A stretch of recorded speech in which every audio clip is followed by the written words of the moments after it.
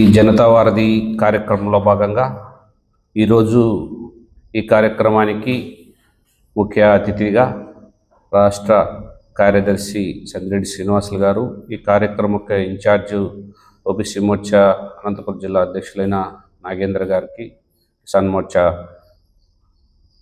రాజేంద్ర గారికి, ఓబీసీ మోర్చా గణేష్ గారికి, మీడియా మిత్రులందరికీ పేరు పేరున నమస్కారాలు తెలియజేసుకుంటున్నాను. ఈ ఎన్డీఏ ప్రభుత్వం ఏర్పడినప్పటి నుంచి 2024 నుంచి భారతీయ జనతా పార్టీ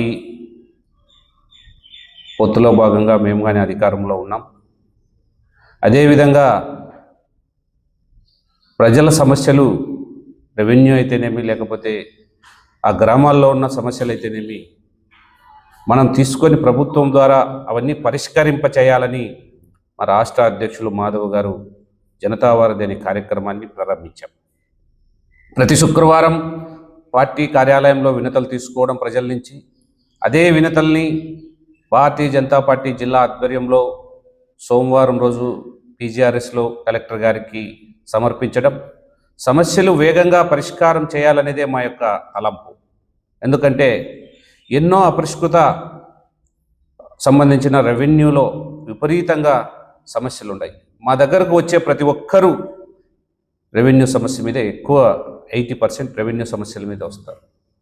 గట్టు తగాదానో, లేకపోతే రోడ్డు తగాదానో, లేకపోతే అన్నదమ్ముల సమస్యలు, లేకపోతే 1B అడంగల్ లేక ఎక్కకపోవడము, లేకపోతే వారు తొలగించిన అనడము, గత 5 సంవత్సరాలు భూముల రీసర్వే పేరిట జాయింట్ ఎల్పీ నంబర్లు కొట్టేసి రైతులను ఇబ్బంది పెడుతూ ఇంకా అవన్నీ సమస్యల పరిష్కారానికి నోచుకోని పరిస్థితిలో ఉన్నాయి. ఇటువంటివన్నీ మేము చొరవ తీసుకొని ప్రజల నుంచి ఆ సమస్యలన్నీ తీసుకొని పరిష్కారం చేయాలనేదే మా యొక్క ఉద్దేశం. ప్రభుత్వంలో ఉన్నా మేము ప్రజల కోసం నిరంతరం పనిచేసే పార్టీ భారతీయ జనతా పార్టీ. ఎందుకంటే ఇక్కడ చెప్పుకునే వాళ్ళు వచ్చినప్పుడు వాళ్ళ సమస్యల పరిష్కారం చేసే ధ్యేయం మా పార్టీకి ఉంది. కాబట్టి చిన్న స్థాయి నుంచి, ఏ కార్యకర్త నుంచి, ఎక్కడి నుంచి వచ్చిన సమస్యలను మేము తీసుకుంటున్నాం. సమస్యల పరిష్కారం వైపుగా మేము కలెక్టర్ గారి దగ్గర తీసుకెళ్తున్నాం.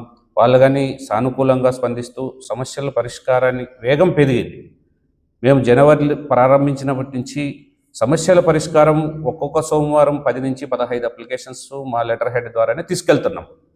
మేము తీసుకుపోయి అక్కడ మాట్లాడటము చేయడం వల్ల ఒక 50% గ్రోత్ పెరిగిందని మేము అనుకుంటున్నాం. మాకు 50% సరిపోదు సార్, 100% సమస్యల పరిష్కారం కావాలా, ప్రజలు ఎక్కడ ఇబ్బంది పడకూడదు. ఇంకా ఇప్పుడంతా సమ్మర్లో వాటర్ మీద అయితే ఇచ్చాము, వాటర్ సమస్యలు తెచ్చారు, డ్రైనేజ్ సమస్యలు తెచ్చారు. ఇంకా రాబోయే కాలం వర్షాకాలం మనం చూస్తున్నాం. అనంతపురం నగరంలో పెద్ద వర్షాలు వస్తే వంకలన్నీ పొంగి పొర్లి కాలనీళ్ళకి వచ్చే పరిస్థితి మనం అందరూ చూసాం. ఎన్నో కుటుంబాలు పాపం చెల్లా చెదరైపోయి వాళ్ళకు లాస్ట్కు వాళ్ళ ఇళ్లలో దూరి తిండికి కానీ ఇది లేకోకుండా ఇబ్బందులు పడ్డారు. అటువంటి సమస్యలన్నీ సాల్వ్ చేయాలనేదే, ఎక్కడెక్కడైతే భూములు ఆక్రమించి లేకపోతే వంకలు ఆక్రమించి కట్టారో ఇండ్లు, అవన్నీ తొలగించి పేద ప్రజలకు అన్యాయం జరగకోకుండా న్యాయం జరగాలనేదే మా యొక్క సిద్ధాంతము. దానికి అనుగుణంగానే మేము ఏ కార్యక్రమం చేసినా పోతాం. అందులో భాగంగానే ఈ జనతావాది కార్యక్రమం రాష్ట్ర వ్యాప్తంగా ఈరోజు శుక్రవారం రోజు ఇక్కట్ల ఆఫీసుల్లో కూర్చొని ప్రజల నుంచి అప్పుడే బయట కూర్చున్నారు సమస్యల మీద వచ్చిన వాళ్ళు. ఎందుకంటే ప్రతి శుక్రవారం ఇదే రూమ్లో, ఇదే ఆఫీస్లో జరుగుతున్నాయి కాబట్టి ప్రజల నుంచి అద్భుతమైన స్పందన ఉంది. ఈ స్పందనకు అనుగుణంగా మేము కానీ అధికారులతో చర్చించి అధికారులకు వినతులు ఇచ్చి ఈరోజు ముందుకు పోతున్నాము. రాష్ట్రంలో ఆంధ్రప్రదేశ్ రాష్ట్రంలో ఒక వింత పరిస్థితి ఏర్పడింది, మనందరికీ తెలుసు. ప్రతిపక్షం తన డ్యూటీ నిర్వర్తించకపోవడం, ప్రతిపక్ష పార్టీ నిర్మాణాత్మకమైన ప్రతిపక్ష బాధ్యత వహించకపోవడం వల్ల భారతీయ జనతా పార్టీ ప్రభుత్వంలో భాగస్వామ్యం అయినప్పటికీ కూడా ప్రభుత్వం వేరు పార్టీ వేరు అనే ఆలోచనతోన ప్రధాన ప్రతిపక్ష బాధ్యత ఫెయిల్ కావడం వల్ల భారతీయ జనతా పార్టీ ఆ బాధ్యత తీసుకొని సమాజంలో ఉండే సమస్యల్ని పరిష్కరించే వేదిక ఒకటి అవసరము, ఒక గొంతు అవసరము. ఎవరికైతే సమస్యలు ఉన్నాయో ప్రభుత్వం వారం వారం పెట్టినప్పటికీ పీజీఆర్ఎస్ కలెక్టర్ ఆఫీసులో తహసీల్దార్ ఆఫీసులో అయినప్పటికీ కూడా వాళ్ళు అక్కడికి రాకోకుండా మా భారతీయ జనతా పార్టీ కార్యకర్తలు ప్రతి ఒక్క గ్రామంలోన ఏవైతే సమస్యలు ఉన్నాయో ఆ సమస్యల్ని ఐడెంటిఫై చేసి, ఎవరికైతే సమస్యలు ఉన్నాయో ఆ వ్యక్తుల్ని ఐడెంటిఫై చేసి, ఎందుకంటే ప్రతి ఒక్కరూ మండల ఆఫీసులకో లేకపోతే కలెక్టర్ ఆఫీసులకో రాలేరు. అయిన తర్వాత ఆ వినతి పత్రాలు ఎట్లా సమర్పించాలా వాళ్ళకి అవగాహన లేదు.